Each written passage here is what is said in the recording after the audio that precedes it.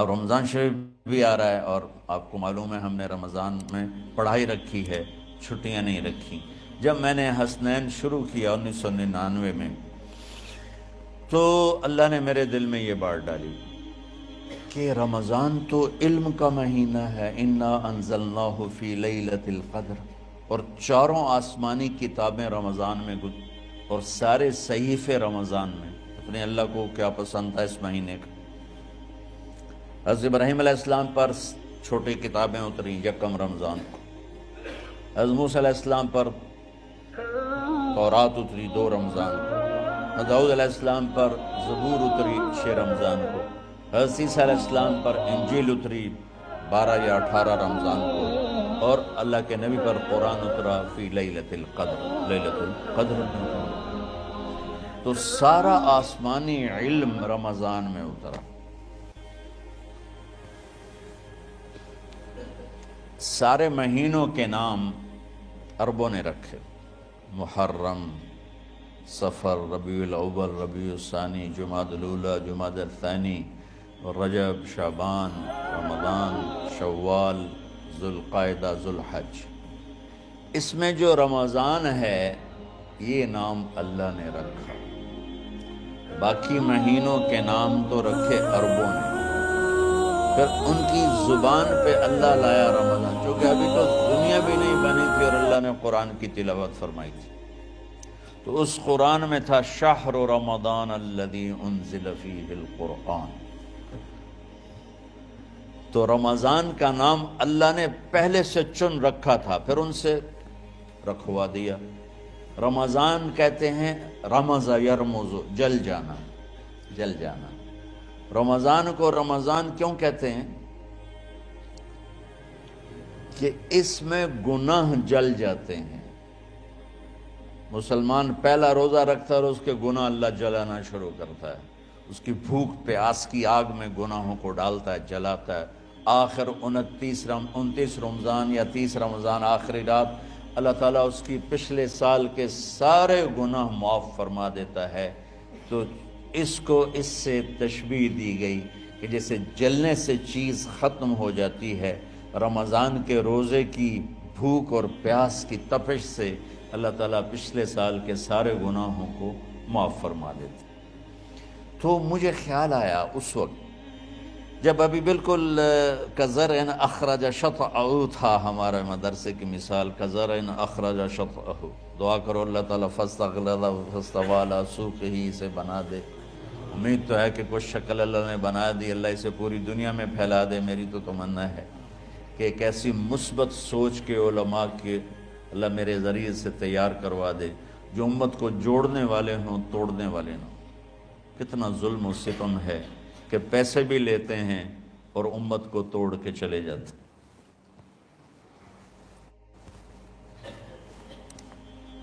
میں نے ایک خطیب سے کہا تم یہ منفی تقریریں کیوں کرتے ہو، تم مثبت کیوں نہیں کرتے؟ تھوڑی چیزیں ہیں بتانے کے لیے لوگوں کو جس پر سارے مسئلے، سچ بولو، کون سا مسئلہ کس کے خلاف کہے گا، محبت کرو، کس مسلک کے خلاف ہے یہ بات، ماں باپ کی خدمت کرو، رزق حلال کماؤ، شراب سے بچو، زنا سے بچو، جوئے سے بچو، سود سے بچو، رشوت سے بچو، جھوٹ سے بچو، ظلم سے بچو، ماں باپ کی نافرمانی سے بچو۔ یہ کتنی باتیں ہیں جو امت کو بتانے کی ضرورت ہے۔ کہنے لگا یہ پھر پیسے نہیں لبدے، پیسے ہی اس گل دے لبدن کہ آج تسی فلانے آندہ توا لین بجامنا، اگر منہ میں توا نہ لگاؤں تو میں تو نہ پیسے نہیں دے میں۔ تو یہ اس وقت سٹیٹس ہے، تو کیا پیغام جائے گا؟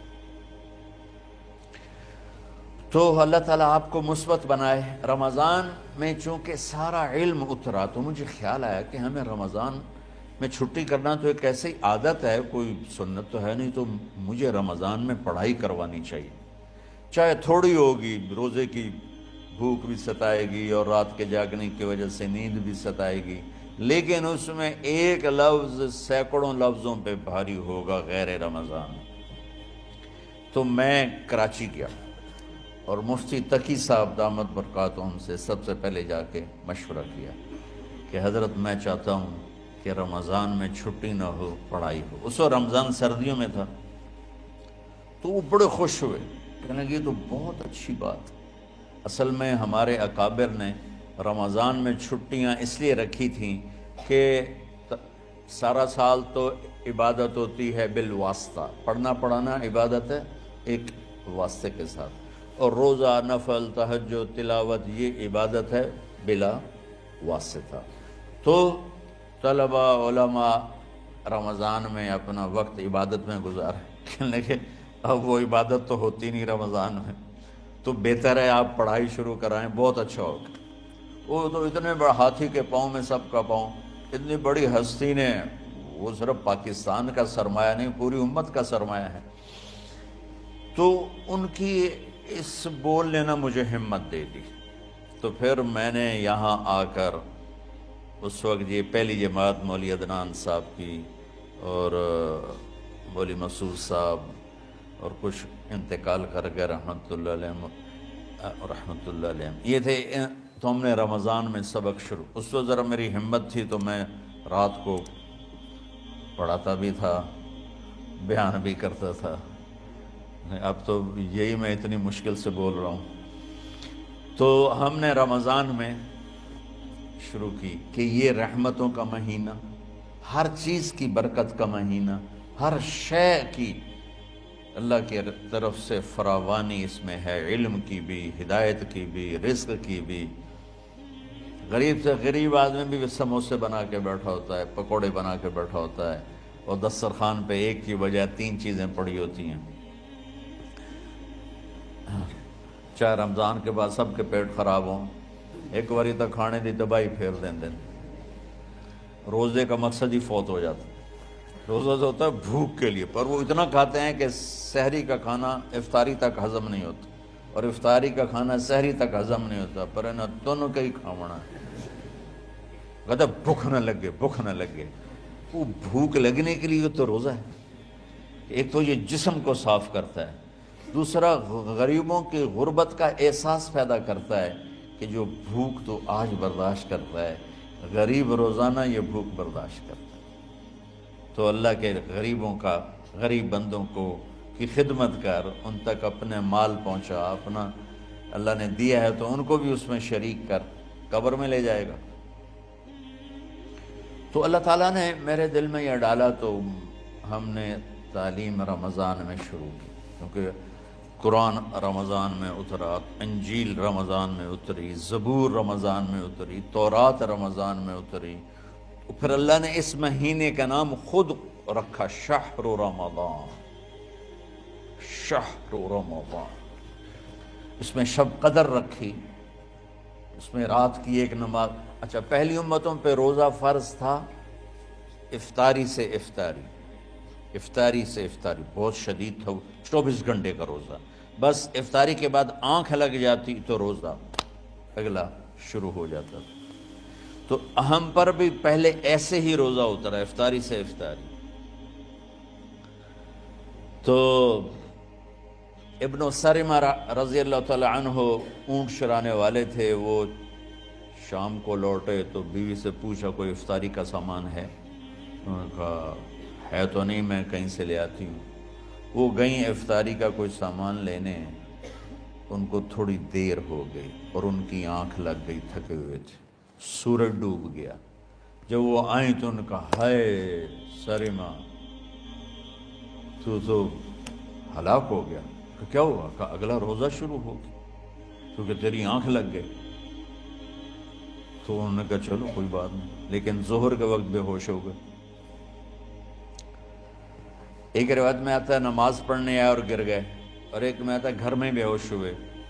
تو جو بھی صورتحال تھی اللہ کے نبی کو پتہ چلا۔ کیا ہوا سرمہ کو؟ کہا جی وہ افطاری کر نہیں سکے تو روزہ شروع ہو گیا تو بے ہوش ہو گئے۔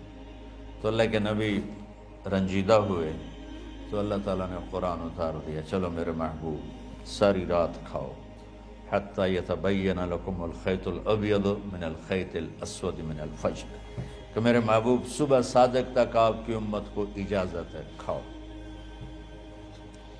پہلی امتوں پر افطاری سے افطاری، لیکن ان کی نماز تراویح نہیں تھی، تو ہمیں اللہ تعالیٰ نے دیا سحری تک، پوری رات. اچھا ایک صحابی آئے, یا رسول اللہ میں تو مارا گیا. آپ نے کہا کیا ہوا؟ کہا میرا روزہ تھا, میں بیوی کے پاس چلا گیا. آپ نے کہا تو پھر تو غلام آزاد کر, کفارہ دے. کہا جی میں تو خود غریب آدمی ہوں, غلام کہاں سے آزاد کروں, خریدنا پڑے. آپ نے کہا 60 مسکینوں کو کھانا کھلا. کہ میں آپ مسکین میں کنوں کھانا کھلاؤں؟ آپ نے فرمایا پھر آخری ہے کہ 60 روزے مسلسل رکھنے ہوتے ہیں جو کفارے کے ہوتے ہیں. وہ کہنے لگا ایک روزے چاہے کم کیتا ہے, 60 روزے اچ میں کی کروں گا. تو آپ نے فرمایا اچھا ٹھیک ہے بیٹھ جا. بیٹھ گئے. تھوڑی دیر ہوئی تو ایک انصاری صحابی کھجوروں کا ٹوکرا لے کر آیا, یا رسول اللہ یہ صدقے کی کھجوریں ہیں, تقسیم فرما دیں. تو آپ نے فرمایا بھائی وہ کدھر ہو؟ کہا جی بیٹھا ہوں. آپ نے کہا ادھر آ, یہ کھجوریں لے جا اور 60 گھروں میں تقسیم کر دے. سبحان اللہ, اللہ نے اس امت کو لاڈ لڈائے ہیں, یہ اللہ کی لاڈلی امت. عجیب واقعہ یہ.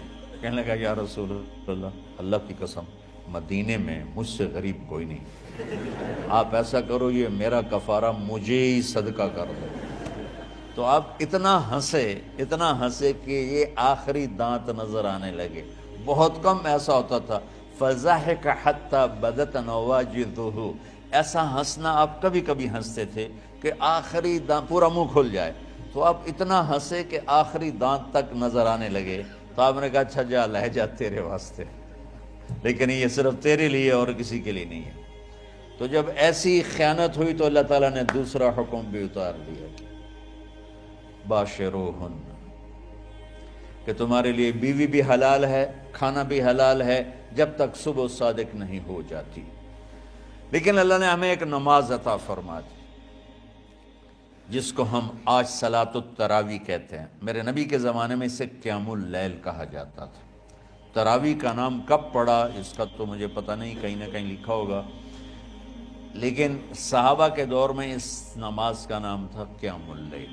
اس لیے حضرت عائشہ رضی اللہ تعالیٰ عنہ کی روایت ہے جس سے 8 رکعت والے حضرات استدلال کرتے ہیں کہ رمضان اور غیر رمضان میں, اس کو امام بخاری نے قیام اللیل کا ہی عنوان دیا ہے, آپ نے 11 رکعت سے زیادہ نماز نہیں پڑھی.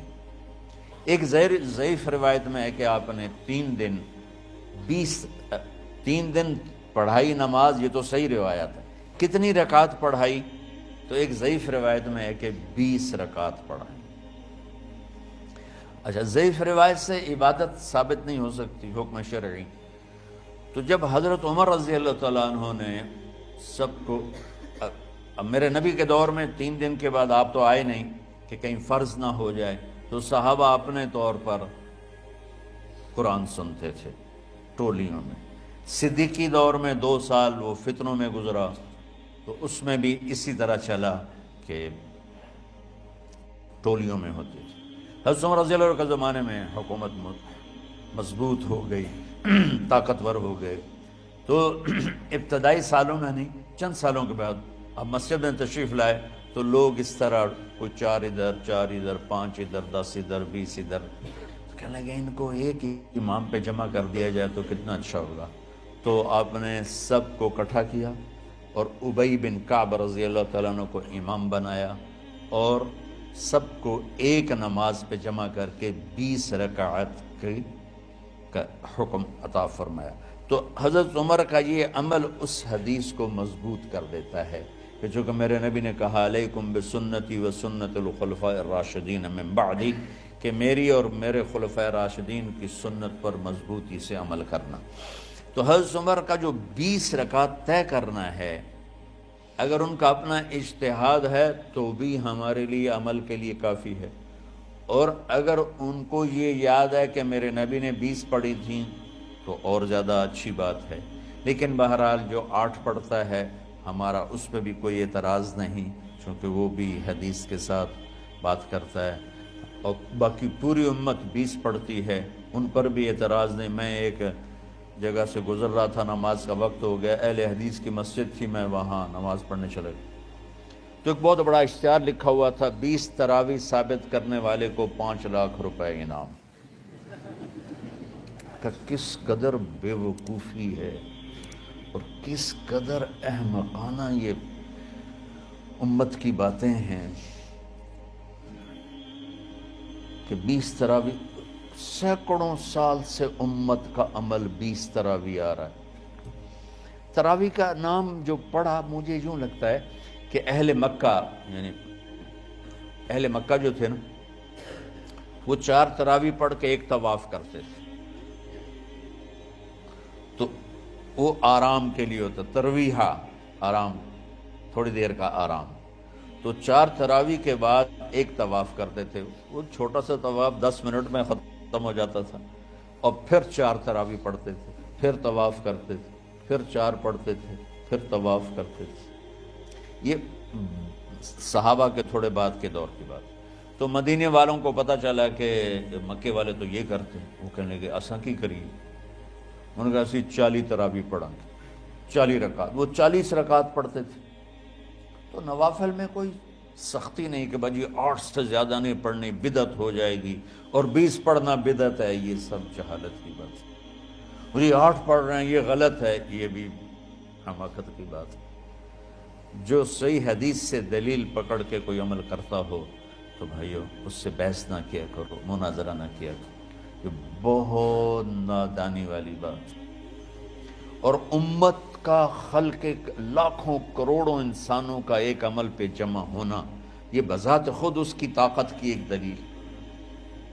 اور حرمین جب سے میرے رب نے، حضرت عمر نے 20 رکعت شروع کی، آج تک وہاں بھی ساری مساجد میں 8 رکعت تراویح ہوتی ہے، لیکن حرمین کی مسجد میں 20 رکعت، ادھر بھی ادھر بھی۔ اور یہ جو وہ وہاں ختم قرآن پہ دعا نہیں مانگی جاتی، یہ کس کا عمل ہے؟ حضرت عثمان کا۔ حضرت عثمان نے اپنے دور خلافت میں تراویح پڑھانے والے سے کہا جب قرآن ختم کرو تو دعا کرنا۔ وہ کہنے لگے جی کیا دعا کروں؟ کہ جو تیرے دل میں آیا کرنا۔ تو ختم قرآن کی رات تراویح کی آخری رکعت میں من الجنت والناس کے بعد دعا کے لیے ہاتھ اٹھانا، یہ حضرت عثمان رضی اللہ تعالیٰ عنہ نے اس کو زندہ فرمایا۔ اور امام دعا کرتا تھا 1 منٹ، 10 منٹ، 20 منٹ، جتنے بھی، اور پیچھے لوگ آمین کہتے تھے۔ وطر کی جماعت نہیں ہوتی تھی، وطر کو باجماعت حضرت مولا علی رضی اللہ تعالیٰ عنہ نے شروع کی کہ وطر کو بھی باجماعت پڑھا جائے۔ تو یہ ان کی سنت ہے کہ وطر کو باجماعت پڑھا گیا۔ تو اب یہ لہٰذا یہ سارے سنت جو کام ان خلفۂ راشدین سے ہوا وہ بھی سنت ہے۔ تو اللہ نے ہمیں ایک عبادت دے دی کہ میرا قرآن پڑھو اور سنو۔